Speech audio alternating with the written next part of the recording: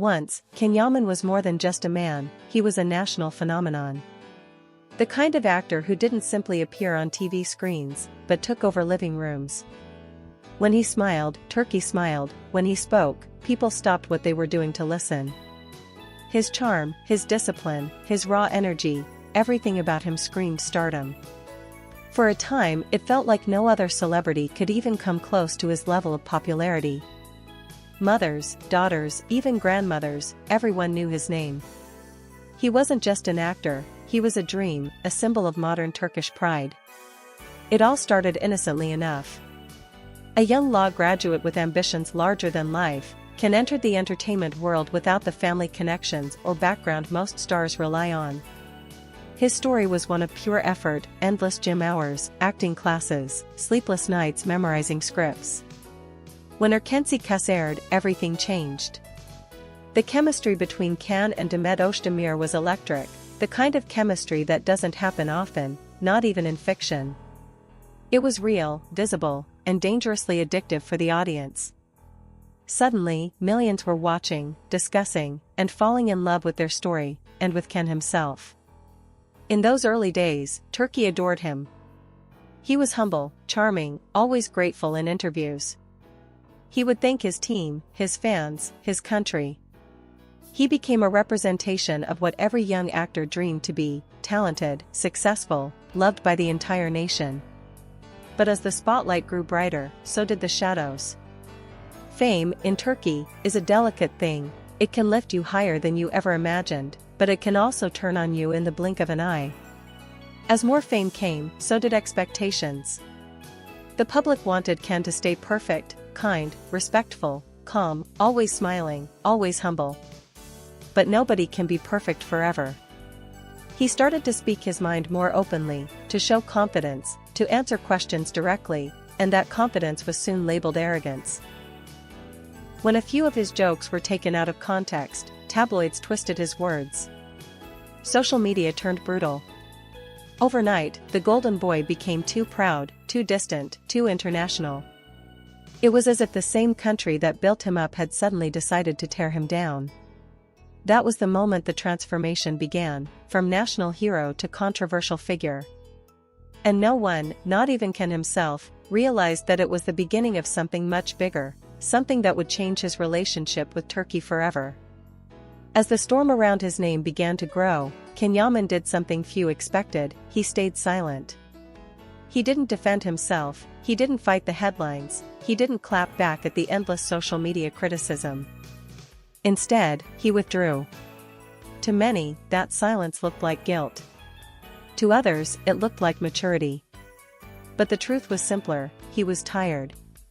Exhausted by a system that built him up only to pull him down. The boy who once smiled endlessly in interviews now appeared colder, more guarded. He wasn't rude, he was simply protecting himself from the constant misinterpretations. Yet, in the world of celebrity, silence is dangerous. In Turkey, where tabloids survive on daily drama, Can's quietness became a blank page that everyone wanted to fill. Each outlet wrote their own version of the story. Some said fame had spoiled him. Others claimed he had abandoned his roots. And then came the ultimate accusation, that he was ashamed of being Turkish because he spent more time abroad. None of it was true, but perception doesn't care about truth. Once the audience decides who you are, words can't fix it. So when Can began accepting international offers, people thought he was running away. In reality, he was searching for air. Italy welcomed him with open arms, offering him the freedom he couldn't find back home. There, he wasn't the arrogant Turkish actor, he was the mysterious leading man. He was celebrated, respected, admired. And for the first time in years, he felt seen again, not as a scandal, but as an artist. But his success abroad only deepened the wound between him and his homeland. Turkish tabloids began using headlines like "Can Yaman forgets his country" or "He's Italian now." The irony was painful. He had never stopped talking about Turkey. In interviews, he proudly called himself Turkish. In every project, he made sure to mention his roots. Yet, the louder he spoke, the less his country wanted to listen. Friends from the industry began to distance themselves. Producers hesitated to hire him, fearing controversy. Even some former colleagues, people who had once called him a brother, stopped returning calls. Slowly, the walls closed in around him. And so, while he walked red carpets in Rome and Milan, smiling for flashing cameras, deep inside he knew something had broken, not just his relationship with the media, but with the country that once lifted him higher than anyone else. He wasn't just abroad now. He was outside. The more King Yaman tried to move forward, the more the past seemed determined to pull him back. Every step he took in Europe was shadowed by old headlines from Turkey. When he signed a big international series deal, instead of celebrating him, Turkish outlets questioned his acting skills. When he donated to charity in Italy, some mocked him for doing good only for attention. It was as if no achievement, no kindness, no success could ever be enough. The country that once claimed him as their pride now used his every move as proof of arrogance. Cannes fans, however, remained fiercely loyal. Across the world, in Spain, Italy, Brazil, even the US, his fanbase only grew stronger. They saw what others ignored: his work ethic, his discipline, his sincerity. They created entire online communities dedicated to defending him, promoting his projects, translating his interviews. Yet, even their love couldn't silence the voices back home. Because in Turkey, love and hate live very close to each other. One day, you're the hero, the next, you're the headline villain. It hurt him more than he ever admitted. During one quiet moment in Milan, a close friend reportedly asked him if he missed Istanbul. Kim paused, stared at the ground, and said softly, "Every day. But not the way it is now." That sentence said everything. He missed his country, but not the judgment. He missed the feeling of belonging, not the spotlight. And deep down, there was another layer to it all: the shadow of Demet Özdemir. No matter how far he went, the public never stopped connecting them. Every photo, every new love rumor, every interview somehow circled back to her. Will they ever reunite? Does he still love her? Is that why he never came back? These questions haunted both of them for years. And while neither ever gave a clear answer, their silence only added fuel to the fire. For Can, it was a painful paradox.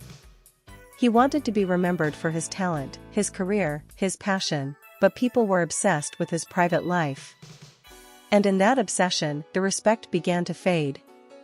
In a world where perception is everything, Can found himself fighting a battle he never signed up for, a battle against his own image. He once said in an interview, "People don't see what I'm doing, they see what they want to see." And maybe that's the truth behind it all. Turkey didn't stop loving Can Yaman because of who he became, they stopped loving him because they couldn't recognize him anymore. The man who had once belonged to everyone now belonged to no one. And for Can, that loneliness became heavier than any fame could ever fix. By the time Can Yaman reached the height of his European fame, something inside him had already changed. The fire that once burned for public approval had turned into something quieter: survival. He no longer sought to be loved by everyone, he simply wanted to be understood. But back in Turkey, that subtle transformation only widened the gap. Every move he made abroad was misread, every smile analyzed, every silence turned into a scandal. When Italian fans screamed his name at airports, Turkish tabloids captioned the same photos with "Yaman ignores his roots." When he spoke fluent Italian on live TV, instead of admiration, it triggered mockery. He forgot his own language. And when he posted a photo of himself training for El Turco, showing the dedication of a man giving everything to his art, people back home said, "He's trying too hard to impress foreigners." But what most didn't know was how much he missed home. His mother, Guldim Yaman, was still in Istanbul, the one person he could always count on. They spoke often, and in those quiet calls, Can would sometimes confess, "I wonder if they'll ever see me for who I really am again." She'd always answer the same way, "They will, Oglum. Just keep being you." Yet every time he considered returning, something stopped him. Maybe it was pride. Maybe it was fear. Or maybe it was the understanding that coming back meant facing not just critics, but ghosts, old stories, old wounds, old misunderstandings. The world abroad felt simpler. In Italy, people saw him for his effort. In Turkey, they saw him for his mistakes. Still, despite the pain, he never stopped representing his country. At international events, he carried the Turkish flag in his heart. He mentioned Turkey in every major interview, calling it my foundation, my soul. But ironically, those very words barely reached Turkish media. It was as if the narrative had already been written, the lost actor who betrayed his homeland. Behind the scenes, a few old colleagues quietly supported him. Some directors even said, he's too talented to stay away forever. One day, he'll return, not for us, but for himself. But others, more cynical, laughed, Turkey has moved on. He's not one of us anymore. That was the tragedy. Yaman, the man who once embodied national pride, had become a stranger in his own story. He hadn't changed who he was, the perception of him had. And as he stood one night on a Roman balcony, looking out at the distant lights, he whispered words only he could hear, maybe they never really wanted me back. As months turned into years, Yaman became a paradox, loved everywhere, yet misunderstood where it mattered most. His career kept rising, his fame expanding beyond borders, but there was always that silent ache that success couldn't cure. No matter how many magazine covers he graced or premieres he attended, the empty space in his heart remained, the space shaped like home. In interviews, he began choosing his words carefully. When journalists asked if he would ever return to Turkish television, he would smile, that calm, careful smile, and say, if the right story comes, why not? But those who knew him well could hear the hesitation between the lines. It wasn't about the story.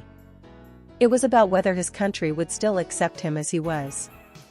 The boy who once embodied Turkey's pride had become a man who represented something larger, ambition, global reach, individuality, traits that didn't always fit neatly within local expectations. And so, a quiet tension lingered. Each time he landed at Istanbul airport, the cameras flashed, but the headlines felt colder. Yaman back for a short visit. Fans ignore him in his own country. He's no longer the Can we remember. Those words hurt, not because they were cruel, but because they carried disappointment, as if the nation itself had outgrown its love for him.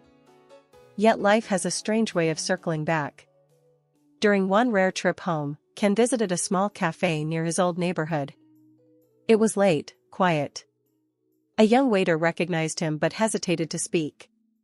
When Ken smiled and asked for a Turkish coffee, the waiter finally said, "Abi, my mom watched all your shows.